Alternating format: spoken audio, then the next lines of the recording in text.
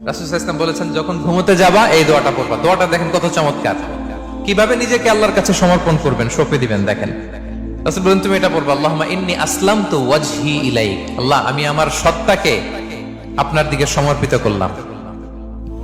ওয়া ফাওয়াদতু আমরি ইলাইক। আল্লাহ, আমি আমার সব কাজকে আপনার কাছে সুপর্দ করলাম। ওয়া আলজাতু যাহরি ইলাইক। আল্লাহ, আমার পিঠকে আমি আপনার কাছে আশ্রয় রাখলাম। সুবহানাল্লাহ পড়বেন না?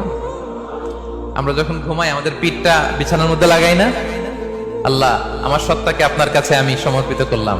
আল্লাহ, আমার সব কাজকে আপনার কাছে আমি সঁপে দিলাম। আল্লাহ, আমার পিঠটাকে আপনার কাছে আমি আমানত রাখলাম। লা মালজা ওয়ালা মানজা মিনকা ইল্লা ইলাইক। আল্লাহ, আপনি ছাড়া আশ্রয় দেওয়ার কেউ নাই। আল্লাহ, আপনি ছাড়া আমাদের মুক্তি দেওয়ার কেউ নাই।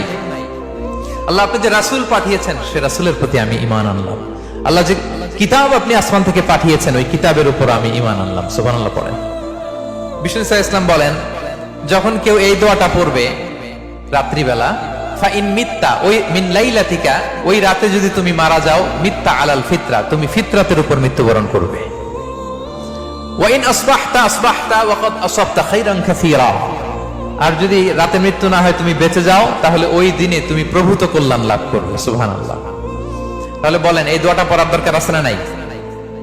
এই দোয়াটা যদি কেউ পড়ে, সে মারা গেলে ওই রাতে ফিতরাতের উপর মারা যাবে। ফিতরাতের প্রথম অর্থ কি বলছিলাম?